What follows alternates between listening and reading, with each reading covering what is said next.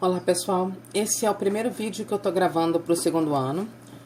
Espero que seja útil, que seja bem produtivo e que sirva para auxiliar na compreensão de vocês acerca de um dos temas do segundo bimestre, que é o trabalho. Para começar, um dos principais objetivos quando nos referimos ao trabalho, do ponto de vista da sociologia, é evitar considerar o trabalho apenas do ponto de vista econômico, como uma forma de obtenção de bens e benefícios. Também evitar considerá-lo como sinônimo de aplicação de uma técnica ou tecnologia. O trabalho, do ponto de vista sociológico, leva em consideração tanto os aspectos econômicos como técnicos que neles são incluídos, porque eles são uma das dimensões das relações sociais, mas também as relações de poder, hierarquia, conflito e solidariedade entre as pessoas e grupos estarão pautando as formas de organização do trabalho dentro de uma sociedade. E isso equivale a dizer que a energia empregada na transformação de um objeto advém da função e do significado que ele vai cumprir dentro de uma sociedade. E não necessariamente que esse significado seja apenas técnico ou econômico. Essa afirmação entra numa questão de debate da sociologia, que se prolonga até hoje, que são as relações de produção e trabalho, entendidas como econômicas. Bom, a pergunta, né? São essas relações que condicionam a vida social ou é a vida em sociedade a que constrói e modifica as relações de produção do trabalho? Isso é uma questão para um outro vídeo. Aqui nós vamos falar do trabalho enquanto ação social e do ponto de vista do Max Weber, que é um dos sociólogos que fazem parte do chamado tripé da sociologia. Para Max Weber, toda ação social é social porque tem um sentido subjetivo, visado pelo agente em relação ao comportamento do outro. Ou seja, há uma ação social quando a ação de uma pessoa está pautada, orientada em relação a de uma outra ou mais pessoas.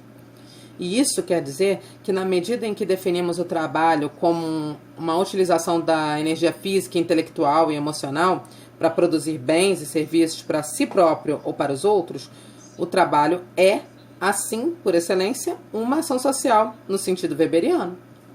Bom, quando aprendemos os tipos de ação social definidos por Max Weber, observamos que o trabalho se inclui em todos eles. E a gente vai ver aqui como funciona essa tipologia. O trabalho como ação racional referente a fins. É quando as expectativas enquanto comportamento dos outros ou objetos são condições ou meios para alcançar os fins. Qualquer atividade que tenha por finalidade a produção de bens e serviços para os outros ou para si mesmo pode ser definida como ação racional. Portanto, o trabalho o é por excelência. O trabalho como ação referente a valores é quando a orientação pela crença consciente nos valores éticos, estéticos, religiosos, que é inerente a determinado comportamento, independe do resultado final. Max Weber, no seu livro A Ética Protestante e o Espírito do Capitalismo, demonstrou como as crenças religiosas e uma ética de comportamento que valoriza a dedicação sistemática da atividade profissional, um comportamento mais austero, bem disciplinado e o vínculo das pessoas através do trabalho, foram a base para o desenvolvimento da ordem social capitalista. Não é por acaso que até hoje se valoriza muito aquele que trabalha demais, aquele que é muito trabalhador, e se condena o que a gente chama de vagabundagem, vadiagem. O trabalho como ação afetiva é quando ele está orientado por afetos ou estados emocionais atuais, sendo um tipo de ação espontânea, reativa. Weber coloca como pertencente ao limite da ação social. O trabalho também requer, da nossa parte, a utilização de uma energia emocional, porque ele gera prazer ou desgosto. Compromete as pessoas que interagem em diferentes estados emocionais. E é bem comum ouvirmos ou sentirmos, ao realizarmos nosso trabalho, diferentes tipos de emoções que podem variar da raiva à alegria e que impulsionam ou às vezes podem até dificultar as nossas relações no trabalho com os nossos colegas de trabalho e com a qualidade do que produzimos, né? Isso é fato. Agora, o trabalho como ação tradicional, quando é orientado pelo costume enraizado.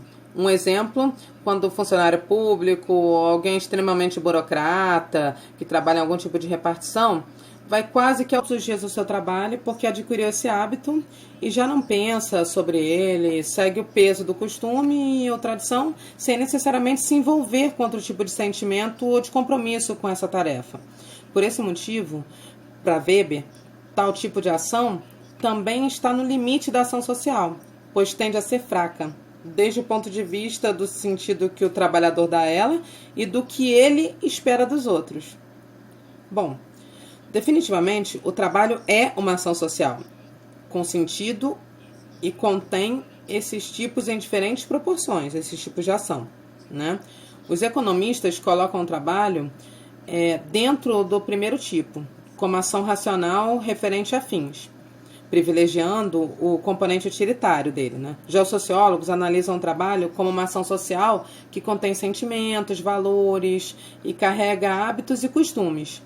A sociologia vai estudar como esses valores, costumes e hábitos são transmitidos de uma geração para outra, através da família, da escola, das amizades, dos vizinhos próximos, e assim cria um contexto que os indivíduos, em parte, reproduzem, mas que também escolhem qual será a atividade que eles vão desenvolver, né?